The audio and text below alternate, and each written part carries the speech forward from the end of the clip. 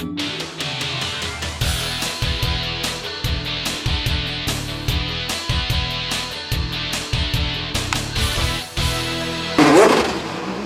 and thanks for joining us. I'm Maria Serrao. We are in beautiful downtown Long Beach where the streets have been transformed into a racetrack. It's the 40th running of the Long Beach Grand Prix and you are going to meet some of the biggest names in open wheel racing. Now a little later we're going to go over to the Staples Center and catch up with Lupardus, who's going to give us the latest on the Lakers and the Clippers. And of course baseball is in full swing. We're going to take you to opening day of the Dodgers and the Angels. So don't go anywhere. We'll be right back. We are back. Now, in addition to getting ready for the race, a lot of the drivers spend much of their free time giving back to charities that are near and dear to their heart. And as you will see for Graham Rahal, giving back is all in a day's work. I started my foundation in 2009 after Paul Newman passed away. I wanted to kind of carry on his tradition in motorsports. And of course, as you know, I drove for him for many, many years. And so I felt that it was important that I continue what Paul kind of started. So Serious Fun Networks used to be hole-in-the-wall camps, as it was previously known when Paul was alive. So that's camps for terminally ill children, and of course, who doesn't want to support that? And so we, I'm a big, try to be a big player there and help as much as we can. And Alex's Lemonade Stand we've supported for quite a while, and that's childhood cancer research. So you can see the pattern is kids. My family, my dad, my mom always supported kids' charities when I was growing up, so it just kind of made the most sense to continue that. Well, and you would go out to these places at a very young age and kind of see firsthand just how important that is to share that with people that have things like, cancer, whatever the situation is. Well, yeah, and I think that the biggest thing is, I was always very fortunate that I didn't have that. So, you always feel like you need to pay it forward or give back, however you want to put it. And that's exactly what we try to do. We always host an event here in Long Beach, a poker night at Legends Bar on the Wednesday before. We did it again this year. I think we had a great turnout. We're going to try to continue to do these things, even if we're not hitting, $100,000 slam dunks every single time. Every little bit helps. You talked about driving for, Paul and obviously his racing team. What was he like as a person? Because he gave back so much. He was great. I mean, as a role model, I don't think you could ask for anybody better. He was a guy I certainly looked up to and admired well before I drove for him. And then when I got to drive for him and kind of hear the story of how, hole-in-the-wall camps and Newman's Zone and all those things came along, you respect him even more. I mean, if he were a selfish guy at all, he would have taken some of the profit off of Newman's Zone, and his family would be a lot wealthier now than they're wealthy, but a lot wealthier than they would have been. But he's not. That's the type of guy he was. And I saw somewhere, I think he's raised over $300 million now for kids.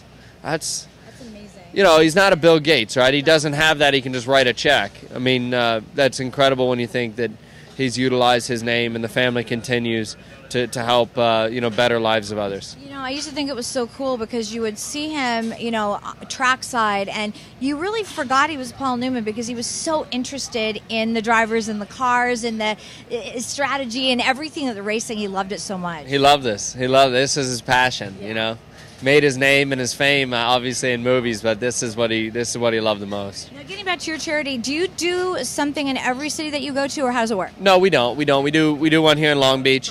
Our primary is in Indianapolis, right before the 500. We have a golf tournament. We raise a couple $100,000 there a year. So for us, and when I say us, myself and Lauren Lucas, who works for me, there's only two of us that do this, that run the foundation, and to be able to raise that kind of money in one event is a good success. I mean, there's a lot of charities and foundations that have a lot more people working for them, but unfortunately, I don't have the money to be paying people to be doing That's okay. You do the work.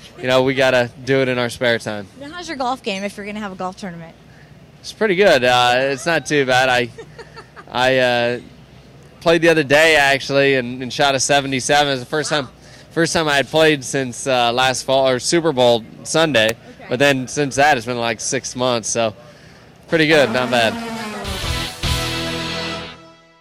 Now, we all know that Will Power is a force to be reckoned with in the IndyCar Series. He won the very first race in St. Petersburg 2 weeks ago, and he finished very strong last year.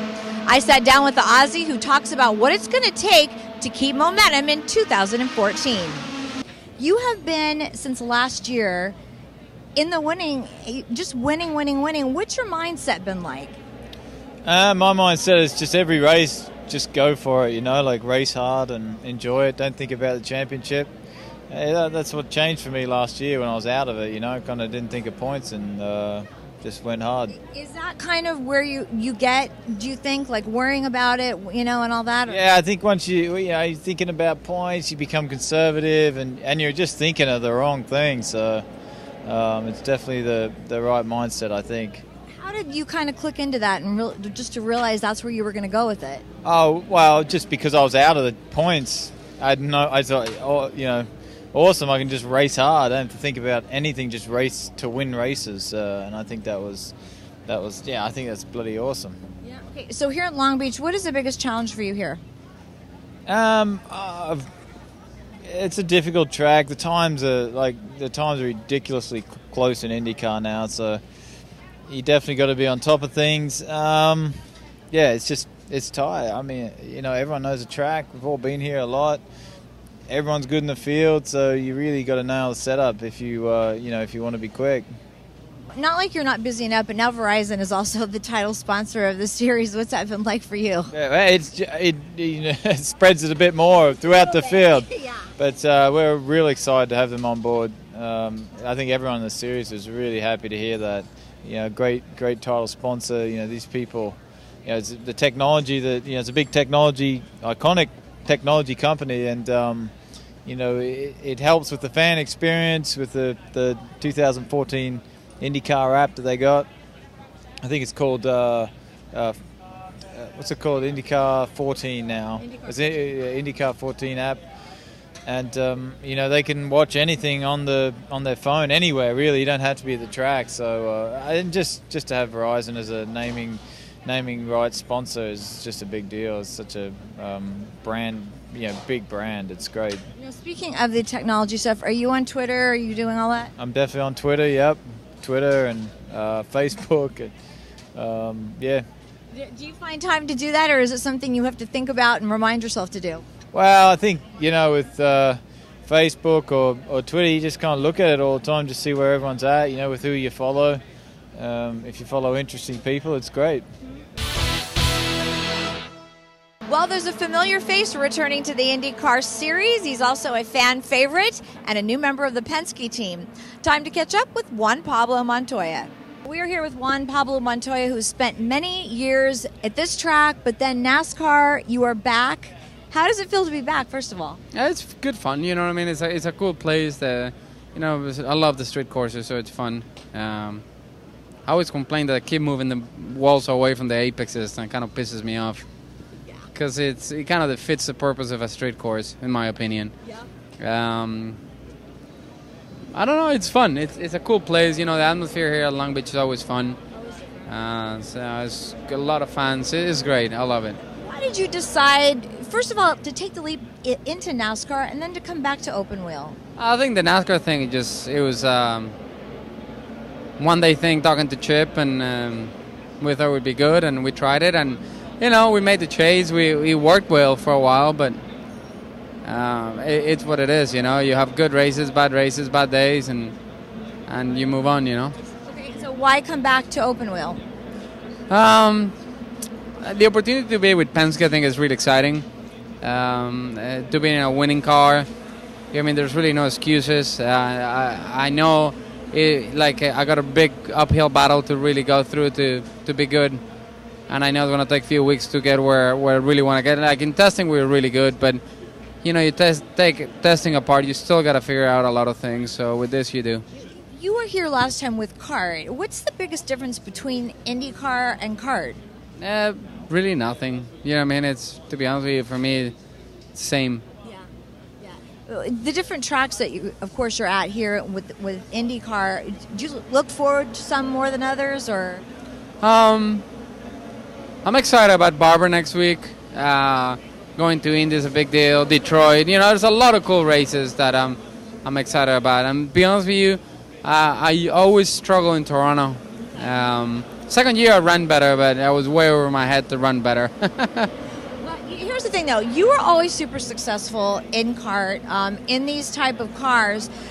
When you think of a place like Indianapolis, what's the challenge there?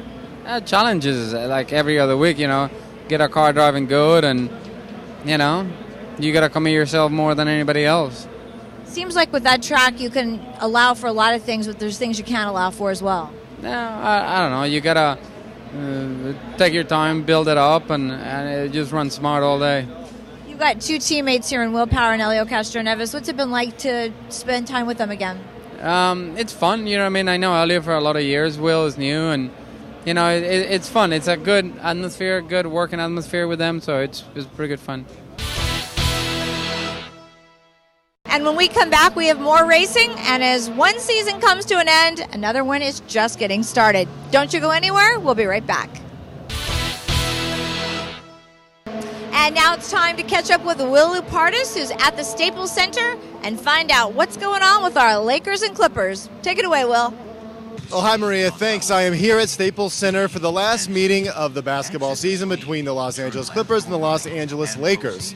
Story of two different teams this year. The Lakers have had one of their worst seasons in 40 years, but they have some young guys who show some promise, and this last part of the season is sort of a tryout of sorts for guys like Kent Bazemore, Nick Young, Xavier Henry, who else? Jordan Hill. A lot of young guys have showed some promise. The only guys they have under contract next year are Kobe Bryant, Steve Nash, and Robert Sacre. Mitch Kupchak has to make some decisions, who to keep, who to sign, who's not going to be a Laker anymore, and obviously there's no place to go but up for the LA Lakers next year. They'll also have a few ping pong balls in the NBA lottery system. Hopefully they can get a good player out of college. Now the Los Angeles Clippers, a much different story. They've actually surpassed their record-breaking year from last year, coming in as a third seed in the Western Conference playoffs. They'll most likely match up with the Golden State Warriors, which has become quite a rivalry in the NBA the last couple years. Should be a hard-fought battle. Probably go more than 4 games. I'm going to guess 7 games. Now, some of the big players for the Clippers of late have been guys like Blake Griffin and Chris Paul, obviously the MVP candidates. But guys like Jamal Crawford, suffering injury lately, is likely to come off the bench and be a big spark for the Clippers. New additions like Danny Granger, Glenn Davis. They had a lot of toughness and some scoring down low. J.J. Redick, who missed dozens of games with a bulging disc in his back. He's back and hitting shots for the Clippers, and they look for big things in these 2014 playoffs. Oh, we're a much different team than last year. I think we have a different mindset. This whole season really has been about the playoffs and about making the necessary adjustments and being able to make the necessary adjustments and moving on to the next play, things like that. So I think we're prepared. We still have work to do, but I think we're prepared. Well, it's hard to believe our Lakers season is coming to an end, but we're going to keep you updated all season long to find out the latest happenings on our Los Angeles Lakers. And we look forward to the Clippers as they're going to make the postseason this year, so we'll keep you updated on everything thanks to Will. All right, it's time for a little bit of baseball as the Dodgers and the Angels had opening day.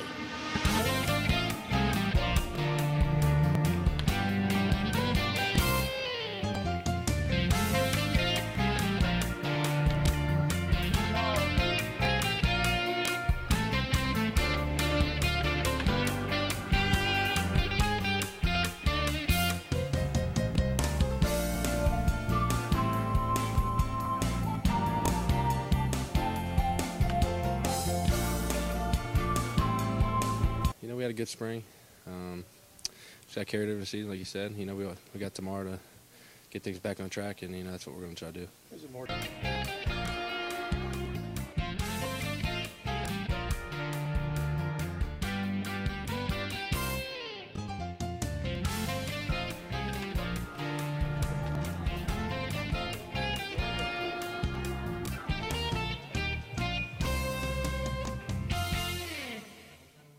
Or how did it feel for you to be out there again playing? Felt good. It felt really good. It's been a long time. I've been working real hard to get back. Been working real hard to get back, and I'm just excited to get back on the field and get to play with my team. I think my mom was more emotional than anything. I go over to give her a hug, and she's like crying and stuff. I'm like, "What you crying for?" She's like, "I'm just happy you're back." But you know, just to see her, the emotions and the things like that. You know, it's just good to be back and out here playing again. Now, some of you know him as the champion of Dancing with the Stars. Some of you know him as an Indy 500 champion.